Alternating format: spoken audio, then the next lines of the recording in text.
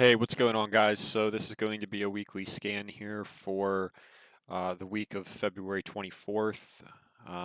So we are actually now past the February OPEX.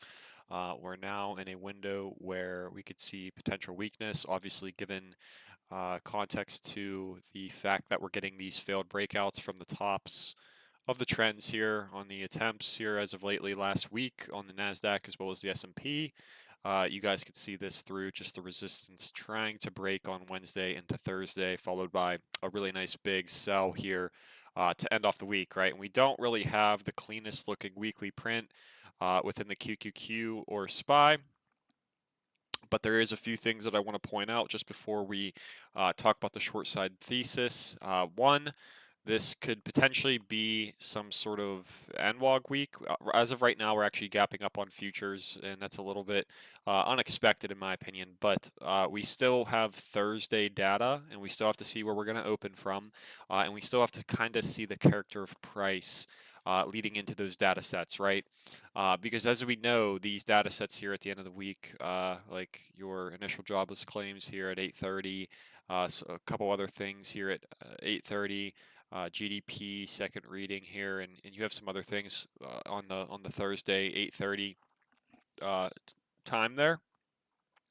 Then obviously we could see that as volatility to obviously trade off of. However, a few things that I want to mention here as far as like um, how to go about things this week is we are already getting a lot of sellers up here into like 613 to like 610-ish that are already placing a large amount of dark pool orders on the ask up there. And typically whenever you see that, it's labeled as, yeah, it's labeled bearish, but it's not really bearish. It's obviously the market obviously trying to push into those orders. And that's a good point to obviously have and bring up, but this candle does not really look too good, right? Not at all. So there's going to be some individual tickers that I have in mind to focus on the long side. Probably one of those is going to be Google. So with Google here, guys, we have an unfilled bull gap. I'm sorry. And now we're kind of getting a little bit extensive. We're extensively moving away from this recent earnings gap, right? So this would honestly just be a really clean reversion trade back to the mean. Once we obviously find a buyer signal somewhere within this gap, or if we could just basically hold this 182.50-ish range of support, 182 flat, and then the actual gap starts down here at 181 flat almost, right? So this is a really nice looking chart to obviously find a little bit of reversion here back for the upside with where we're actually sitting at here on the weekly. So I will be watching this one within this gap here this week. Really not too much to talk about here with Google. It's a very, very simple, easy chart here. It's just going to take a little bit of patience and waiting for that best possible entry. Don't front run it and just think, oh, we're going to be able to find a buyer off the gap and I'm going to buy the exact bottom and I'm going to take it all the way back up into the mid 180s this week. No, no, no, no. It's not exactly how it's going to work, and we might not even push down to the bottom of this gap, right? So that's why I said everything's a little bit subjective as we get into that Thursday area, which obviously would facilitate price in one particular way. Everything else, guys, is looking really, really weak. Obviously, NVIDIA had the gap fill candle, followed by quite the notable weekly lower high look, but we can't really talk about this one too much just because we do have earnings here on Wednesday. So do they want to run this up further into the report and then further distribute the run up, or do they want to pull this back into the report, find a higher low? I'm sorry. Maybe retest the bottom floor here that we previously had a fake breakdown here for a few days beneath at 130 to 127, and then this just turns into a large reaccumulation and they mark it back up, and then smaller time frame reaccumulation followed by a larger time frame redistribution as you creep into the new highs and you make a new high. Potentially that's a UTAD and whatnot. So this still technically does not invalidate the distribution thesis. I still think NVIDIA is distributing. It's a very wide range of distribution, so yes, it's very difficult to trade here. Not even really that difficult. I mean, these were really nice, easy base hits throughout most of this week, right? But yeah, basically the finalization of this whole entire campaign can either be brought to us by earnings this week, or we could just continuously distribute, and this can turn into a much, much, much bigger weekly schematic down the road, right? Where you start getting a schematic that looks something like this, and you start getting a really major decline, maybe somewhere throughout the middle of the year, right? Not saying that's going to happen. I'm kind of just, talk. I'm not necessarily super confident in any of that right now, just because we have to wait. But yeah, that's NVIDIA. So basically, all I'm watching within tech here, guys, is pretty much going to be Google, and maybe another consideration that I do have would be something like Amazon, just around this daily level. Essentially, all I'm really looking for here, guys, is just a pop off of like the support. If it could pop off the support, that's fantastic. And then if it gives a weak pop, I'm going to obviously be scaling into the strength that's shown off this level, which will eventually result in maybe some weakness and lower highs, right? It's hard for me to be bullish essentially on a lot of these charts, right? But there could be some decent short-term reversion here for the upside that has a decent amount of opportunity behind it before we obviously further redistribute, right? And do I necessarily know if we're going to go test those orders up there? No, I do not. It's only like $5 billion. But if we formulate some sort of inside bars, right, and then we we show off really weak character, I would like to think that that portion of price would be the LPSY, right? Um, this is also, like I said, just right after OPEX. The NASDAQ technically failed several levels that are very important here on the daily chart. And a lot of the levels that are important are more towards like 532-ish to 534-ish. So if we could actually, base beneath those and formulate inside bars beneath and then start getting another sell on data, obviously my targets in mind would be 513, or I'm sorry, that's not even a gap. Um, it would be around here at 511 all the way down into 505. And then obviously this is another huge level right around here at 522.28. So that's two names on the focus here. And then as far as like more long side trades go, obviously LRCX is a really nice looking chart here. I don't really love the weekly, so I'm probably not going to be touching this one just yet. But if I'm able to identify any sort of like daily high or low off of the upper extremes up here, where this is controlling the creek essentially, this could be a fantastic trade here for the upside. If you guys take a look at the weekly, all this really is doing right now is it's pushing into where it previously broke down its structure from.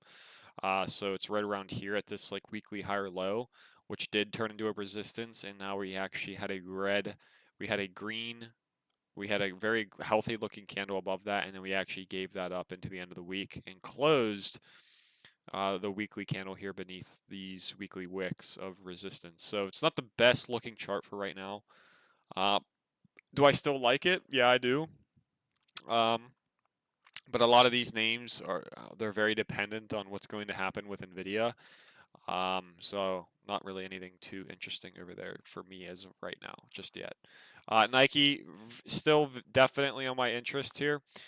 Basically, what we're trying to do now is essentially just break structure on the daily chart from lower highs around here, into taking those areas, controlling them, turning them to higher lows.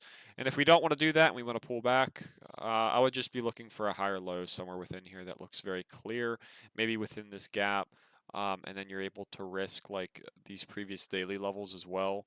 And then maybe we get finally the break and then the move all the way back up to 85. I think this one has to move to 85 though. So, like I said, everything as of right now is a little bit subjective until we get further into the week. But Nike is a very nice looking chart here on the daily as well as on the weekly. So, yeah, I don't know. We'll see what goes on here with Nike, but I think it looks pretty damn good. And then we also have earnings on this one, but that's all the way into like mid to end of March. TSM, same thing applies here with TSM. Obviously, the structure and the the whole entire like candle structure here and like everything that's going on here with the daily chart, it's been a pretty horrible grind lower to watch or hold a short on. Yes, I'm still short this name on April contracts. They're green, they're doing well. Um, I don't have the position that I wanted to get super heavy size on just because I never had a very clear opportunity other than this candle all the way up here. And basically now, if we do get a pop, I'll be looking to fade it. And it would have to obviously occur all the way up into like a major like green. It would have to be a green to red candle that maybe takes out a few of these daily highs, pushes into maybe like your gap down like footprint candle high, and then you start obviously getting lower highs from that rejection point, and that could be a decent opportunity to fade that. But as of right now, I just can't short the hole down here in this daily support as well as the bottom of the actual gap. I'd rather see it crack down and then maybe take like a trade to then go target actually into the lows of the January 27th candle. But as of right now, for me to open up another full-size trade on this one, I would have to see a pop just because it's not really cooperating. It's cooperating very well. The market actually isn't cooperating. So, which is a little surprising, but not too surprising, just because, like I said, we never had an actual true UTAD within the indexes, and we still might not. But this is whenever you can start really understand. You can start to really understand that a distribution technically is taking place here through this candle. And like I said, I mean, we never really had any market cooperation throughout all of these trading days, while TSM remained very weak. So I have been correct on TSM. It's just, it's not, there's always a place and a time. And right now, I don't think we're in that place or that time to really be worrying about that one just yet. Schwab, fantastic looking chart here on Schwab. Essentially what this is, guys, is a 4 higher high distribution here, or 5 if you want to call it. 1, 2, 3, 4, and 5. However, we're getting crazy amounts of volume on the 5th higher high, which could be a climactic top. We actually have an inside bar here that we're dealing with on this week. But as you guys can see, we had previous swing highs. Those swing highs obviously failed to break through. And now we just got a really nice lower high, green to red daily candle here. Off of the top of the earnings candle, right? So this earnings bar, it was a really nice move up, plus 6% nearly on Schwab, but we had a lot of volume as we tried to break into the previous highs and create new highs above that and develop a strong trend.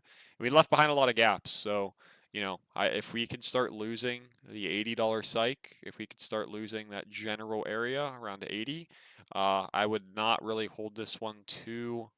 I would think for sure we can obviously move down into 78 and beneath 78 into 76-ish. There's just a really weird volume anomaly going on here with Schwab, and a lot of the bank charts really look distributive. So, um, you go over to GS, you go over into like BLK. We actually just had a Berkshire report here as well, and then you go over into some of these other names like BLK, like GS, right? And a lot of these don't really look too good, right? XLF, C. Yeah, a lot of these don't look the best, and the stronger ones are actually breaking down as well now. So like something like C, you had a big breakout level over here. It was a really successful looking breakout, and then you get 2 days of rest followed by a knife back beneath that breakout level. And now basically what we're doing is we're getting a lot of curling action happening beneath our daily 9 and 21, right? So these charts really don't look too great. They're definitely sketchy. They're the illiquid sectors that are potentially front running a much larger, bigger perspective correction here in the market. And obviously, with how the indexes look as well, and things like IWM and whatnot, nothing really looks good. And if you say they do, you're just kind of. That's why I was saying like bulls are kind of putting out some copium out there, man. It's nothing really looks too good. So IWM's another one that looks absolutely horrible. Obviously, probably the whole entire world is looking at this like trend line break, and like head and shoulders on the daily or the weekly. But at the same time, guys, it really looks horrible. And essentially, what I would be looking for is just shorter time frame trading here off of like the retest of where we broke down from, right? So now we're actually losing higher low structure. So if we turn those into lower highs, that's where I would be looking at for a short. And I think this one has to take out the liquidity here off of 214.60 before it moves higher at this point, right? It's very seller dominant. We got a lot of consolidation that resulted in a very clear weekly lower high, especially given the fact that the Friday bar looks like that.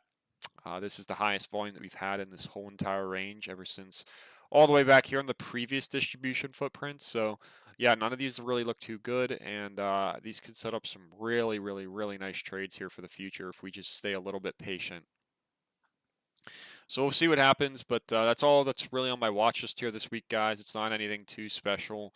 Um, I can't really have much of a big, large watch list, and obviously some of those things can change. We go over into these sectors, and we take a look at some of these charts, and we can start to conclude that there's much, much better long side trades out there rather than just your average, tech long or growth long that everyone wants to catch, right? You have some of these charts that look absolutely insane, right? Like MO. I've been talking about this one for a very long time. Um, Names like CL, right? I mean, look at this level that we are at on CL.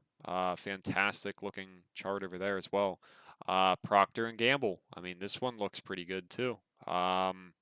So a lot of these charts look insane, and they look even better whenever that market gets a little bit like confused, and then it tries to like transition into like the defensives a little bit more. Um, Home Depot. We've been talking about like how a lot of these other names, they're selling off really hard. You're going to see the dispersion slowly happening into some of the names that make a little bit more sense as far as defensives go, and as far as like some restaurant chains, some um, you have like a lot of like the consumers as far as like some discretionary, like you have Lulu potentially in a bigger rotation here. You have McDonald's looking nice, and that's going to be another one on my watch list here for this week would be McDonald's. So this is a really nice chart just because we're at a very important area, and we got a really nice markup, and now we're obviously claiming the territory off of like where this previous weekly level was at, as well as this weekly resistance, and we're using that now as a pivot, and we're getting a sweep of the last week's low with a weekly wick on that. If you guys go into the daily, that's just a peg followed by a lot of consolidation, a pullback, and then a reclaim of the bottom of the earnings gap or the earnings candle, right? So I think we have some targets in mind here for the upside if this starts to give us a nice entry for the top of the gap up here that stretches all the way into 314.69. So that's going to be another one on my watch, but that'll be it here for this week, guys.